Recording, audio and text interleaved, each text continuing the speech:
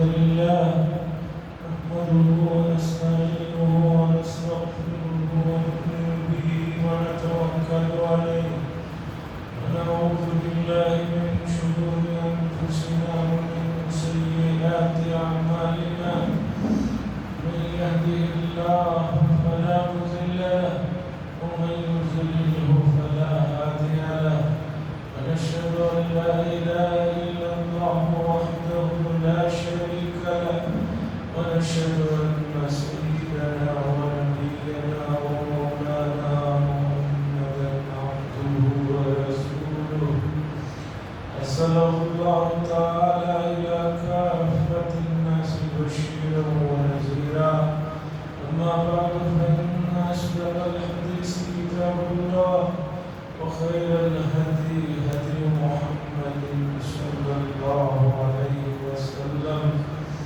وشر الأمور محدثاتها وكل محدثة بدعة وكل بدعة ضلالة وكل ضلالة في النار. قال الله تبارك وتعالى في القرآن المجيد والفرقان الحميد كل نفس ذائقة الموت. وقال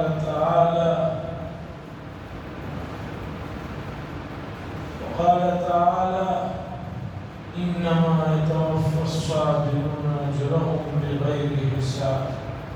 وقال صلى الله عليه وسلم اذكروا هذه اللذات أو كما قال صلى الله عليه وسلم. عزیزان گرامی، گزشتہ جمعوں میں موت اور موت سے متعلق چیزوں کا تذکرہ کچھ آپ حضرات کے سامنے آیا اور یہ سلسلہ اہم ہے، حساس اور ایسا یہ سلسلہ کہ اس سے کسی کو انکار نہیں ہے. تو موت اور موت کے بعد کی زندگی سے متعلق تفصیلات جو قرآن و حدیث میں آئی ہیں وہ سمجھنے کی ضرورت ہے. قرآن مجید میں آیت کا یہ حصہ جو میں نے شروع میں پڑھا 3 جگہ پر آیا. کل نفس ذائقۃ الموت، ہر نفس موت کا مزہ چکھنا ہے. دنیا میں کل من علیہا فان ویبقى وجہ ربک ذو الجلال والاکرام. ہر چیز کو ختم ہونا ہے، ہر چیز فنا ہونے والی ہے، صرف تیرے پروردگار کی ذات ہی باقی رہنے والی ہے. باقی ہر چیز ختم ہونے والی ہے، مٹنے والی ہے اور موت آنے والی ہے. قرآن کریم کا 1/3 حصہ 1/3 آخرت سے متعلق ہے. پورے قرآن مجید کا 1/3 حصہ ان مضامین کو بیان کر رہا ہے کہ دنیا کے بعد ایک اور دنیا ہے جس کے مختلف نام ہیں. قیامت ہے، عالم آخرت ہے، عالم حساب ہے، عالم میزان ہے. یہ سب اس کے نام ہیں. اس سے متعلق قرآن کریم کا 1/3 حصہ. اور گزشتہ چند دنوں میں اموات اتنی کثرت سے ہو رہی ہے کہ سمجھ میں نہیں آ رہا ہے کہ کہاں تعزیت کرے، کہاں چھوڑے. اور ہر موت ایسے لگ رہا ہے ہمیں کہ بہت ہی اچانک ہے. تندرست ہے، صحت مند مند ہے 50 سال کی عمر میں انتقال ہوگا، 40 سال کی عمر کا انتقال ہوگا، 35 سال کی عمر کا انتقال ہوگا۔ اور ایسا بھی نہیں ہے کہ انتقال سے پہلے ان کو اچھی ہسپتالوں میں نہیں لے گیا۔ پرسوں پچھلی جمعہ صاحب کا انتقال ہوا، 60 سے 65 لاکھ روپے خرچ کیے گئے مختلف آپریشن، کوئی زیادہ عمر بھی نہیں، انتقال ہو گیا۔ آپ اندازہ لگائیے، ہم لوگ کہتے ہیں اچانک موت ہو گئی، اچانک نہیں ہے۔ اچانک کا مطلب یہ ہے کہ جو انتقال ہوا اس کے بارے میں آپ کو علم تھا یہ 80 سال جئیں گے، پھر اگر وہ 50 میں انتقال ہو گیا تو آپ کہہ سکتے ہیں کہ اچانک ہو گیا انتقال۔ ہمیں نہیں معلوم نا کہ وہ کتنے سال جینے والے ہیں۔ ہماری پیدائش کے ساتھ ہی ہمارے موت کا وقت بھی لکھ دیا گیا ہے۔ اچانک کا لفظ جو ہے بتاتا ہے کہ آپ کو حیرت ہو رہی ہے، گویا پہلے ہو گئی ہے ان کی موت، نہیں، وقت پر ہی ہوئی ہے موت۔ کسی کی موت 1 سیکنڈ نہ پہلے نہ بعد میں۔ قرآن میں بار بار دیکھیے آپ، اذا جاء اجلهم لا يستأخرون ساعة ولا يستقدمون، جب مدت ہو جاتی ہے تو نہ تاخیر کی جاتی ہے اور نہ جلدی ہی آ کر لے کر چلے جایا جاتا ہے۔ بھئی آئے ہیں تو چلو اس محلے میں جو آدمیوں کے روح قبض کرنا ہے، اسرائیل علیہ السلام کی ٹیم کہنے لگے کہ بھئی بعد میں تو آنا ہی ہے، چلو آج ہی یہ اور جو بھی آزو بازو ہے ان کو لے کر چلے جاؤ۔ ایسا بھی نہیں ہے۔ اور ایک ہی وقت میں، ایک ہی سیکنڈ میں دنیا میں کتنے لوگوں کی روح نکالی جاتی ہے۔ بہت سے لوگوں کو سوال ہوتا ہے کہ ایسا کیسے کہ یہاں انڈیا میں بھی جو ہے 12 بجے کسی کی روح نکلی، امریکہ میں بھی 12 بجے روح نکلی ہے، ایک ہی وقت میں اتنے سالوں کی روح کیسی لی جاتی ہے؟ حضرت تھانوی رحمۃ اللہ علیہ کے پاس ایک خاتون کا سوال آیا اسی طرح۔ بچے نے آ کر کہا کہ میری دادی نے آپ کو سلام کہا ہے اور یہ پوچھنے کو کہا ہے کہ ایک ہی وقت میں اسرائیل علیہ السلام کہاں کہاں کتنے لوگوں کی روح جو نکال لیتے ہیں، کیسے؟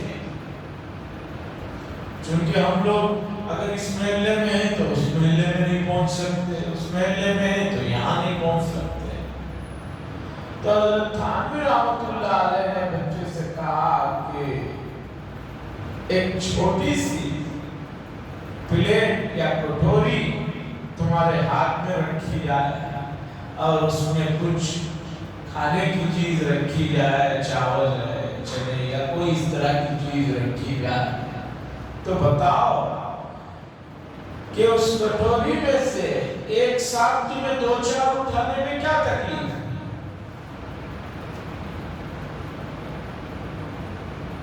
کوئی تکلیف نہیں۔ کہا یہ پوری دنیا کا گولا بھی اتنا ہی ہے اس فرشتے کے ہاتھ میں، وہ بیک وقت جہاں جتنے چاہے اٹھا لے سکتا ہے۔ بڑی چیز ہو تو مسئلہ ہے، زمین دوسرے سیاروں کے مقابلے میں بہت چھوٹی ہے، یہ تو ہم بھی جانتے ہیں۔ سورج اور چاند سے بھی کئی گنا چھوٹا ہے ہمارا یہ زمین کا گولا، اور اس گولے میں کسی ملک کے، کسی اسٹیٹ کے، کسی شہر کے، کسی محلے کے، کسی علاقے کی چھوٹی سی جگہ میں ہم رہتے ہیں، اور خوشبویاں اتنی پھیلی ہوئی ہیں کہ مت پوچھو، سب ہمارا۔ حضرت تھانوی رحمۃ اللہ علیہ نے جواب بھجوایا کہ ایک ہاتھ میں ایک برتن ہو اور اس میں چاول رکھے ہوئے ہوں تو ایک ساتھ 7, 8, 10, 50 اٹھانا آپ کے لیے کیا مشکل ہے؟ اسی طرح ایک پوری دنیا جو ہے اس فرشتے کے ہاتھ میں اتنی ہے، وہ ایک وقت میں جہاں چاہے جتنے چاہے ان کی روح لے سکتا ہے، تو اس میں کوئی جو ہے نہ سمجھ میں آنے والی بات نہیں۔ تو عزیزان گرامی، اموات اتنی کثرت سے واقع ہو رہی ہے، اور حدیث شریف میں ایک مضمون آیا ہے قیامت کے قریب موت فجائی کی کثرت ہوگی۔ موت فجائی کہتے ہیں اچانک کی موت، جسے ہم لوگ کہتے ہیں نا اچانک موت۔ بھئی کل تو اچھے تھے، تندرست تھے، بات چیت کیے، رات میں ہمارے ساتھ بہت دیر تک بیٹھے تھے، گئے ہیں، سوئے ہیں، صبح خبر آ رہی ہے کہ انتقال ہو گیا۔ ایسا ہوا ہی نہیں کہ 4 دن بیمار پڑے ہوں، 4 دن کچھ اور کیفیت سے گزرے ہو، نہیں، اچھے خاصے تو تھے، کل تک تو ہمارے ساتھ بیٹھے تھے، رات گئے ہیں، صبح اطلاع آئی کہ انتقال ہو گیا۔ تو اسے کہتے ہیں موت فجائی، اچانک والی موت۔ حضور صلی اللہ علیہ وسلم نے فرمایا قیامت کے قریب موت فجائی کی کثرت ہوگی۔ اب اس موت فجائی کے الگ الگ نام آ گئے ہیں، اس میں سب سے بڑا نام ہے ہارٹ اٹیک۔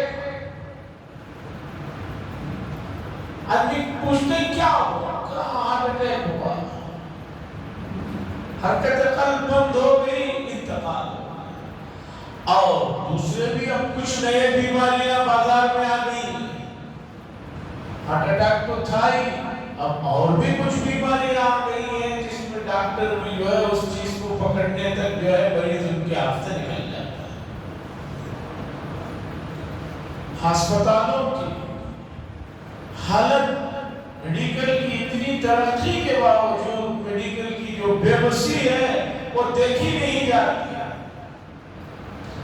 سب کچھ ہے، سکیننگ ہو رہے ہیں، خون کے ٹیسٹ ہو رہے ہیں، خدا جانے ایسی جو ہے ٹیسٹیں ہیں کہ بس مت پوچھئے۔ گزشتہ چند دنوں پہلے ایک مسئلے میں بہت دن تک بات دوڑ رہی، اس موقع پر اندازہ ہوا کہ خون کے بعض ٹیسٹ ایسے ہیں کہ وہ بنگلور جیسے شہر میں نہیں ہے، لیاب اس بھائی سمجھتا تھا بمبئی آخر ہے، پتہ چلا بمبئی میں بھی اس کی لیاب نہیں ہے، وہ دلی جاتا ہے، 14 دن کے بعد رپورٹ آتی ہے، اور اس ٹیسٹ کی جو ہے قیمت ہی 1,70,000 روپے۔ ٹیسٹ کیا ہے کہ کینسر کے مریض کو دوائیوں کے ذریعے سے، جرمنی کی کچھ خاص مشنیں ہیں، اس سے یہ اچھا ہو سکتا ہے یا نہیں، اس کا جسم اسے قبول کرتا ہے یا نہیں، اتنا معلوم کرنے کے لیے 14 دن کے بعد وہ ٹیسٹ کا رزلٹ آتا ہے، اور اس کی اتنی قیمت۔ فارسی میں بہت پہلے ایک کہاوت تھی، آج وہ یاد آتی ہے، کہ فارسی میں کہا جاتا تھا کہ کسی آدمی کو سانپ جب کاٹ لیتا تھا تو پہلے زمانے میں مشہور تھا، ایران ترقی یافتہ ملکوں میں شمار ہوتا تھا، تو یہ کہا جاتا تھا کہ بھئی سانپ نے جسے کاٹ لیا ہے اس کے زہر کا تریاق، اس کی دوا موجود ہے، لیکن وہ ایران میں ہے، اور اس زمانے میں ایران سے یہاں آنے تک، پہلے تو ہوائی جہاز کاریں ٹرینیں نہیں تھی، آنے جو ہے بہت تیز رفتاری سے بھی گھوڑے پہ گھوڑا چلتا تھا تو 20 سے 25 دن لگتے تھے۔ تو کہاوت تھی کہ بھئی سانپ نے کاٹ لیا، اس کا تریاق ایران میں ہے، لیکن ایران سے وہ دوا آنے تک کاٹا ہوا آدمی مر جاتا ہے۔ اسی طرح بعض ٹیسٹ کی رپورٹیں وہ آنے تک آدمی چل بستا ہے۔ تو عزیزان گرامی، موت کی جو حقیقت ہے اسے بتایا گیا کہ یہ حقیقت ہے، اس سے کسی کو جو ہے دھوکہ نہیں ہونا چاہیے کہ میں نہیں مروں گا، میں ہمیشہ رہوں گا۔ اور اس سلسلے میں پرانے زمانے میں بھی بہت سے لوگوں کو بڑے دھوکے ہوتے رہے۔ کسی نے کہا کہ دنیا میں ایک جگہ ایک کنواں ہے، وہاں کا پانی وہ آب حیات کہلاتا ہے، جو آدمی وہ پانی پی لیتا ہے وہ زندگی بھر نہیں مرتا ہے۔ اور گزرے ہوئے زمانوں میں بادشاہوں نے جب اسے معلوم ہو گیا اس طرح کی کوئی چیز ہے تو انہوں نے اپنی سلطنتیں تباہ کر لی، لیکن وہ کنواں ان کو ملا نہیں اور کسی کو بھی نہیں ملے گا۔ ابھی بھی سائنس والے کہہ رہے ہیں کہ بھئی مرے ہوئے آدمی کو بھی زندہ کیا جا سکتا ہے، اسے مرنے سے روک کر رکھا جا جا سکتا ہے اس طرح کی جو بھی باتیں ہو رہی ہیں وہ صرف باتیں ہیں، وہ کچھ نہیں ہے۔ موت حقیقت ہے، اس سے سب کو گزرنا ہے۔ کل نفس ذائقۃ الموت، ہر نفس کو موت کا مزہ چکھنا ہے۔ اب موت کے مرحلوں میں جو آدمی آسانی چاہتا ہوگا، جو آدمی اس ذائقے کو میٹھا چاہتا ہو، اس کے لیے کیا کرنا ہوگا؟ میں وہ قرآن و حدیث سے رکھوں گا۔ قرآن کی آیت ہے کل نفس ذائقۃ الموت، ہر نفس کو موت کا مزہ چکھنا۔ اب آپ دیکھیے کہ ایک چیز رکھی بھی ہے میٹھی، ایک نارمل انسان اسے کھاتا ہے، چکھتا ہے تو اسے میٹھا لگتا ہے، لیکن ایک آدمی کو بخار آ گئی ہے، بہت تیز بخار ہے اور اس کا زبان کا ذائقہ بگڑ گیا ہے۔ اب آپ اس میٹھے کو سے چکھائیے، وہ کہتا ہے کہ بھی کڑوا ہے۔ کیا کہتا ہے؟ کڑوا ہے۔ کڑوا نہیں ہے بھائی، میٹھا ہے۔ تمہاری زبان کا ذائقہ خراب ہو گیا ہے جس کی وجہ سے تمہیں کڑوا لگ رہا ہے۔ تو اب سنیے کہ موت کا مزہ تو ہر نفس کو چکھنا ہے۔ اب یہ طے کر لینا ہے ہر نفس کو کہ مجھے اسے میٹھے انداز میں چکھنا ہے یا کڑوے انداز میں چکھنا ہے۔ میٹھے انداز میں چکھنا ہے، اور یقیناً ہر آدمی میٹھے کو پسند کرتا ہے۔ خاص طور پر جو شوگر کے مریض ہیں ان کو پوچھئے روزانہ وہ پھیکی چائے کس طرح زہر سمجھ کر پیتے ہیں۔ سب سے زیادہ ان کو میٹھا پسند ہے، اور خاص طور پر جن چیزوں میں سب سے زیادہ شوگر ہوتا ہے وہی چیزیں آدمی کو سب سے زیادہ اچھی لگتی ہیں۔ میرے ایک رشتہ دار جب بھی پھنس کا موسم آتا ہے تو کہتے ہیں کہ یہ ظالم موسم آتا ہے، لوگوں کو پھنس کھاتا ہوا دیکھتا ہوں، میرا دل جو ہے کرتا ہے، لیکن میرے ڈاکٹر نے کہا ہے کہ اس میں سب سے زیادہ میٹھا ہوتا ہے، اس لیے اس کے قریب بھی مت جاؤ۔ تو عزیزان گرامی، ہم اس سلسلے میں جب قرآن مجید کی آیتوں کو پڑھتے ہیں تو قرآن مجید نے نہ ماننے والوں کی روح کو نکالنے کا جو وقت آتا ہے، اس موقع پر حضرت جو اس کام پر موقوف، اس کام پر لگائے ہوئے ہیں، وہ فرشتوں کو لے کر آتے ہیں تو کس طرح ان کے ساتھ سلوک ہوتا ہے۔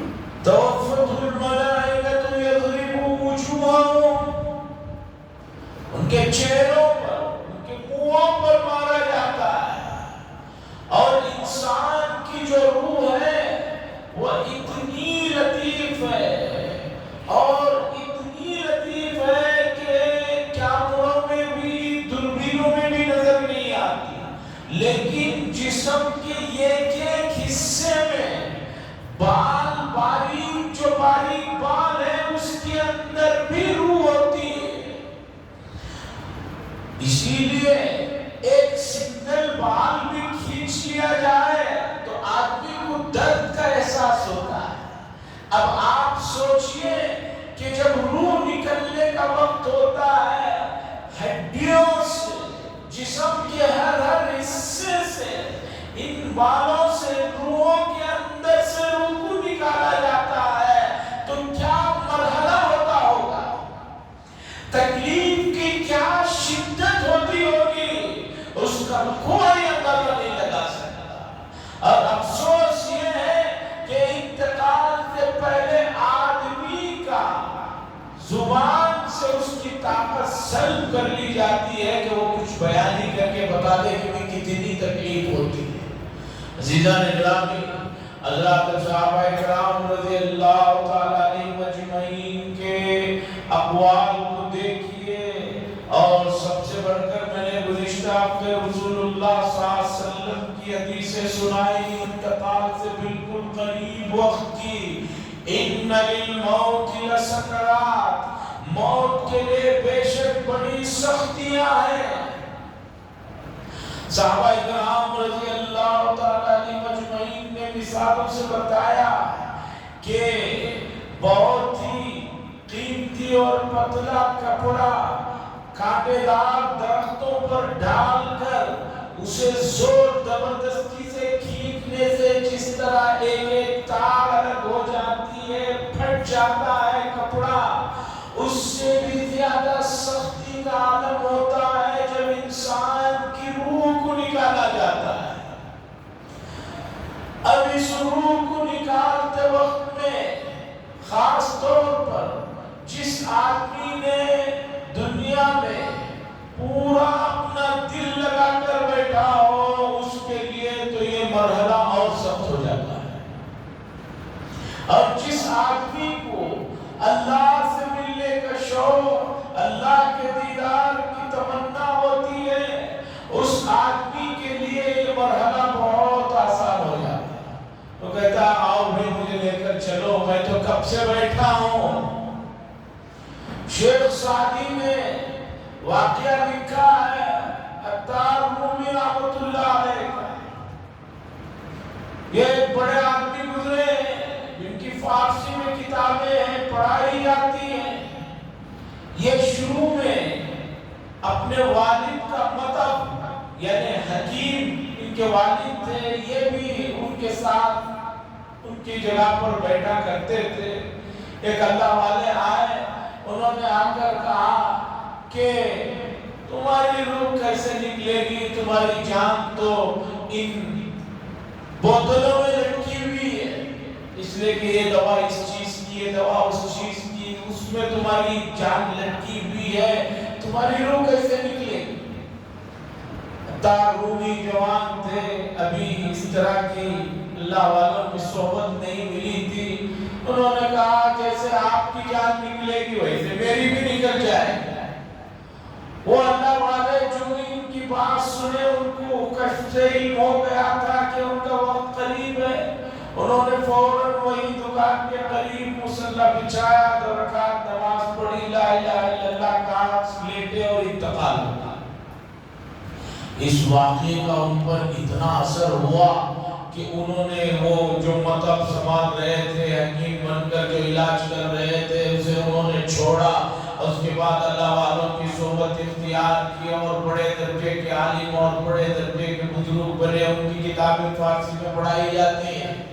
بتانا یہ ہے کہ عزیزان گرامی، موت جو ہے برحق ہے، اس کو اگر آپ آسان بنانا چاہتے ہیں تو اس کی تیاری میں لگ جائیں۔ اس کی تیاری بہت آسان ہے۔ حسن بصری رحمۃ اللہ علیہ نے فرمایا، لوگ جہنم کو خریدنے کے لیے جتنی محنتیں اور کوششیں کرتے ہیں، اس کا تھوڑا حصہ جنت کے لیے کر لیں گے تو جو ہے جنت ان کو بہت آسانی سے مل جائے۔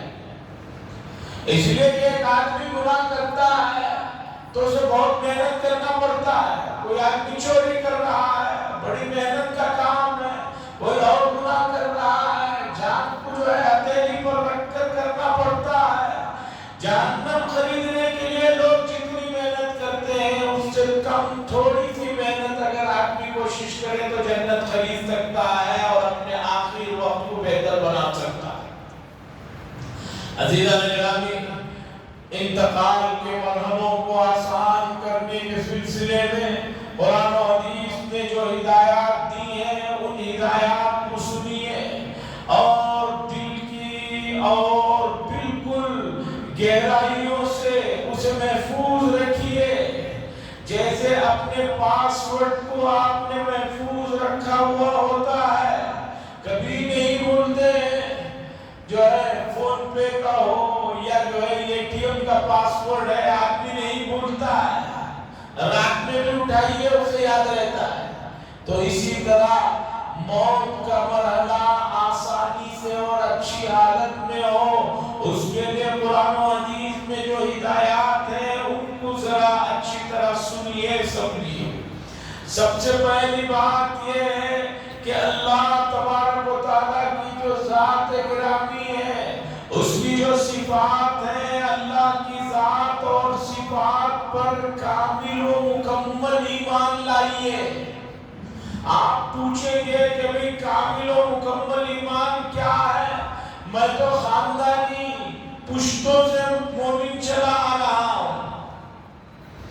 یہ بات کافی نہیں ہے. آپ اللہ کی ذات اور صفات کو جب تک مکمل طریقے پر جانیں گے نہیں، آپ کا ایمان مضبوط نہیں ہوگا. قرآن کریم نے فرمایا وَإِذَا تُتْلَى عَلَيْهِمْ آيَاتُهُ زَادَتْهُمْ ایمانا. اور صحابہ کرام کی حالت یہ تھی کہ ان کے سامنے جب قرآن مجید کی تلاوت کی جاتی تھی تو ان کے ایمان میں اضافہ ہوتا تھا. وَعَلَىٰ رَبِّهِمْ يَتَوَكَّلُونَ. اور پروردگار پر وہ بھروسہ کرتے تھے. اللہ کی ذات و صفات پر آپ کو کامل و مکمل یقین ہے تو آپ جو ہے بہت سے مسائل جس کے لیے پریشان ہیں اس سے جو ہے آپ ہلکے ہو جائیں گے، اس سے جو ہے آپ جو ہے وہ پریشانی ختم ہو جائے. ایک آدمی اگر اللہ تعالیٰ کی صفت رحمت پر اس کا کامل یقین نہ ہو تو پھر وہ آدمی ہمیشہ پریشان رہتا اور سوچتا ہے کہ بھئی اللہ رحم فرمائیں گے نہیں فرمائیں گے، اسی کشمکش میں جو ہے پریشان رہتا ہے.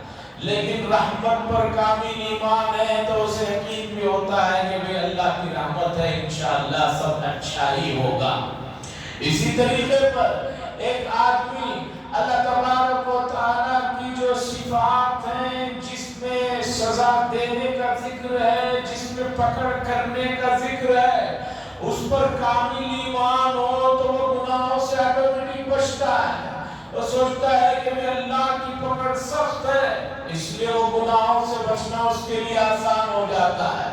اس لیے اسے برے کاموں کے قریب جانے سے وہ ڈرتا ہے. جسے قیامت کا یقین ہو، حساب کتاب کا یقین ہو، مرنے کا یقین ہو، سوال جواب کا یقین ہو، اس کے لیے جو ہے بہت سی چیزیں جو ہے کہنے کی ضرورت نہیں ہے. اس سے جو ہے وہ رکتا ہے اور اچھے کام اس کے لیے آسان ہو جاتے ہیں. عزیزان گرامی، دنیا میں ہم دیکھتے ہیں بڑے امتحانوں کی تیاریوں کے موقع پر اسٹوڈنٹس کا عالم یہ ہوتا ہے، نہ کھانے کی فکر ہے، نہ ان کو پیاس لگ رہی ہے، نہ ان کو نیند آ رہی ہے، نہ شادی بیاہ، نہ پارٹیاں، کوئی چیز کی پرواہ نہیں ہے. 18 گھنٹے پڑھ رہے ہیں. امت مسلمہ کے بچے بہت کم ہیں جو اس لائن میں آ رہے ہیں. امت مسلمہ کے بچوں کو پڑھائی وغیرہ میں کوئی دلچسپی ہی نہیں ہے. یقین مانیے گھنٹے گھنٹے برباد کر رہے ہیں. میں بعض مرتبہ میں دور کی نہیں اپنے ہی علاقے کی محلے کی بات کرتا ہوں، جگہ سے گزرتا ہوں، دیکھتا ہوں 14-15 سال کے بچے موبائل لیے کھڑے ہوئے ہوتے ہیں، گیم کھیل رہے ہوتے ہیں. ادھر سے جاتا ہوں، پھر 2-2.5 گھنٹے کے بعد پھر ادھر سے واپس آتا ہوں تو دیکھتا ہوں اسی طرح کھڑے ہوئے کھیل رہے ہیں. کچھ ان کو احساس ہی نہیں ہے کھڑے ہونے کا، وقت کے ضائع ہونے کا.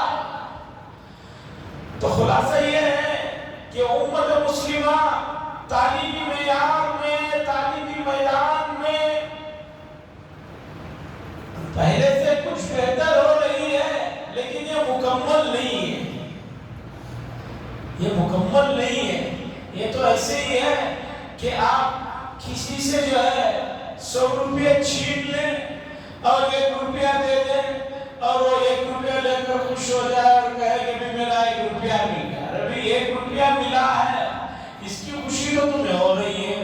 99 جو چھین گئے ہیں اس کے بارے میں سوچیے. وہ اقوام، وہ برادریاں جن کو ہمارے ملک میں انتہائی نیچی نظروں سے دیکھا جاتا تھا، آج بڑے بڑے عہدوں پر ان کی ڈگریوں کی وجہ سے بیٹھے ہوئے ہیں. جن کو لوگ اپنے قریب کھڑے ہونے کی اجازت نہیں دیتے تھے، آج لوگ ان کی کرسیوں کے پاس ہاتھ باندھے ہوئے کھڑے ہوئے ہیں. آپ شہروں کے علاوہ گاؤں دیہاتوں میں جا کر دیکھیے کہ کس طرح کا ماحول تعلیمی بن رہا ہے اور امت جو ہے کہاں سو رہی ہے، کہاں جو ہے غفلت کی جو ہے چادروں میں لپٹی ہوئی ہے. تو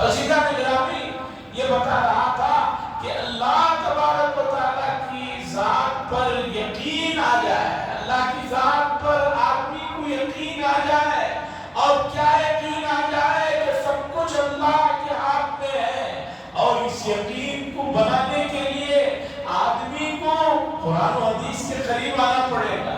آپ کو اللہ کی ذات کے سلسلے میں سب سے زیادہ جو چیز ملے گی یا پوری حقیقت ملے گی وہ قرآن اور حدیث میں ملے گی. اس سے ہٹ کر آپ کو کہیں اور کچھ نہیں ملے گا. جو ملے گا وہ صحیح ہے اس کی کوئی گارنٹی نہیں ہے. حتیٰ کہ موجودہ زمانے میں جو آسمانی کتابیں رہی صحیح انداز میں تحریف کے بعد جو موجود ہیں، چاہے وہ تورات ہو چاہے وہ انجیل ہو، انجیل کے کتنے نسخے ہیں وہ تو ان کے پادریوں کو بھی پتا نہیں ہے. انہوں نے ہی کہا ہے کہ 4 انجیلیں صحیح ہیں، باقی سب جو ہے وہ صحیح نہیں ہے. 4 انجیلیں بھائی وہ کیسے صحیح ہو سکتی ہیں بھائی؟ اللہ نے تو ایک کلام اتارا، آپ کہہ رہے ہیں کہ یہ 4 صحیح ہیں باقی صحیح نہیں ہے. تو 4 بیک وقت تو نہیں نازل ہوئی، نازل تو ایک ہی وقت میں ایک ہی نازل ہوئی. اسی طرح موسیٰ علیہ السلام پر جو تورات نازل ہوئی اس کا کوئی صحیح نسخہ کسی کے پاس نہیں ہے. اس لیے اس میں جو کچھ چیزیں ہیں بہت بعد کے زمانوں میں ہر آدمی نے اپنے حساب سے اس میں اضافہ کیا ہوا ہے. اس لیے اس میں بھی اللہ تعالیٰ کی ذات اور صفات کے سلسلے میں کامل و مکمل معلومات نہیں ملیں گے. کامل و مکمل معلومات ملیں گے تو قرآن مجید میں آپ کو ملیں گے. اور اللہ فرماتے ہیں والذین آمنوا اشد حبا للہ، اور وہ لوگ جو ایمان والے ہوتے ہیں ان کو اللہ سے بے انتہا شدید محبت ہوتی ہے. اب آدمی سوچ لے کہ کس آدمی کا ایمان کس درجے کا ہے، اسے اللہ سے کتنی محبت ہے، کتنی محبت ہے، کیا انداز کی محبت ہے. وہ غور کر لے پھر اس کا ایمان اس کے سامنے واضح ہو جائے گا کہ وہ کس درجے ایمان میں اپنے آپ محسوس کر رہا ہے. عزیزان گرامی، اللہ کی ذات کے بارے میں آپ جب تک مکمل گہرائی کے ساتھ نہیں لگیں گے اللہ کی ذات اور اس کی صفات آپ کو کچھ نہیں معلوم. اللہ کی صفات پر توجہ دیجئے، اس کا دائرہ کار آپ کو معلوم ہوگا. 99 تو یہ مشہور اللہ کی صفات ہیں جو 99 ناموں سے مشہور ہیں، ان کو دیکھیے. پھر اس کے علاوہ بھی قرآن مجید میں اور صفات کا اللہ نے ذکر کیا ہے، ان کو دیکھیے. جب آپ کا یقین کامل و مکمل اللہ کی ذات پر ہو جائے گا سمجھ لیجئے کہ آپ کو موت کا کوئی ڈر نہیں رہے گا. اب جو ہر آدمی موت سے ڈر رہا ہے، موت کی سختیوں سے پریشان ہو رہا ہے، اگر موت کی سختیوں کو خوشیوں میں، راحت میں، سکون میں لے جانا ہے، اللہ کی صفات کو جانیے. پھر آپ کو اللہ سے ملنے کی جو طلب ہوگی وہ اتنی ہوگی کہ اسے آپ نہیں بیان کر سکتے. موت تو جو ہے ایک حبیب کو ایک حبیب سے ملانے والا پل ہے. موسیٰ علیہ السلام نے پوچھا یا اللہ اگر موت نہ ہوتی تو کتنا اچھا ہوتا، تو اللہ نے فرمایا اے موسیٰ موت نہ ہوتی تو ایک دوست دوسرے دوست سے ملاقات کیسے ہو سکتی. تو موت دراصل اللہ سے ملاقات کے لیے ایک پل ہے، ایک برج ہے. اس کے پار کیے بغیر آدمی اللہ سے نہیں جا کر مل سکتا. اس لیے موت کی تیاریوں کے سلسلے میں آپ کو پہلا کام اللہ کی ذات اور صفات کو سمجھنا ہے. اللہ کی ذات اور صفات کو سمجھیے، اس سے محبت کیجیے، پھر آپ کے لیے یہ مرحلہ بہت آسان ہو جائے گا. ہنستے ہنستے کلمہ پڑھتے ہوئے نکل جائیں گے، نہیں تو آپ جو ہے چیخ رہے ہوں گے، چلا رہے ہوں گے.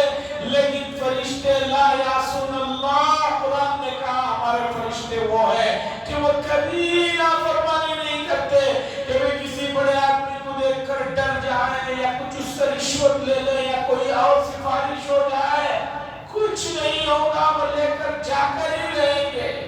تو اس مرحلے کو آسان کرنے کے لیے اللہ کی ذات و صفات کا مطالعہ اور اس پر کامل ایمان لانے کی ضرورت ہے۔ اللہ سے دعا فرمائے اللہ تعالیٰ سنی ہوئی باتیں اور اس کے تقاضوں پر عمل کرنے کی توفیق نصیب فرمائے۔ حضرات SIR کا جو فارم لوگوں نے لیا ہے ابھی تک واپس لے جا کر نہیں جمع کیے۔